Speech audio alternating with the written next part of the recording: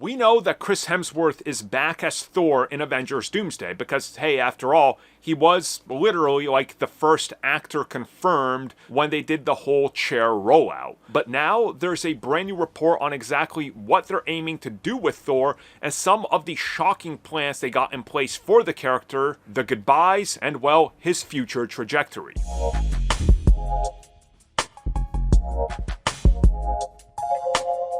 Okay, everybody, so let's talk a little bit about Thor and what they're apparently trying to do with the character in Avengers Doomsday, but more specifically, Avengers Secret Wars. So Thor has been a character that's been around since Phase 1, obviously, with the first Thor film. He's had tons of appearances, and obviously, he's had 4 films in his franchise, and there's literally only one other character that's done that. That's, of course, Captain America, but, you know, it's a different Captain America, but the name sticks. So, whatever you will, either way, Chris Hemsworth, we know that he's been sort of stepping away from acting as much as he used to due to a specific condition that he's dealing with, but of course, he's back for these big films. Well, according to a brand new report, the idea is to give Thor one of the biggest send-offs and the most epic send-offs that they possibly can.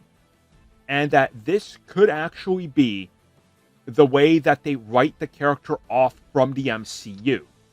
To give him a final farewell. Now, there's no info on whether or not this would be like Thor dying, or if they're going to just retire him and he sort of becomes like Odin and somebody else takes over as, like, you know, the real next, I guess, protector of the Norse people or whatever they're going to do.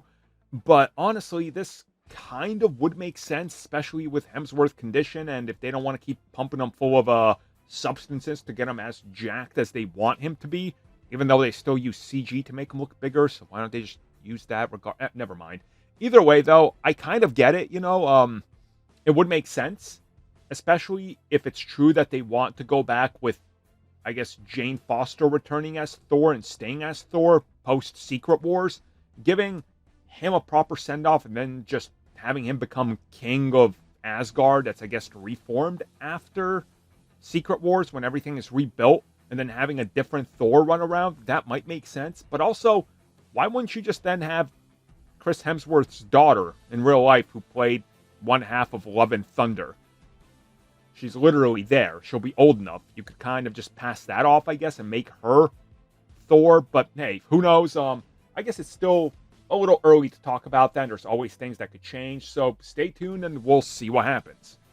Thank you for checking out that video. And thank you for your continued support. Feel free to like, share, subscribe, do whatever you will. And if you're so inclined and would like some additional content from us, which includes unfiltered content and bonus discussions, we do offer exclusively in our member section. We hope to see you there. So thank you for watching and have a good one.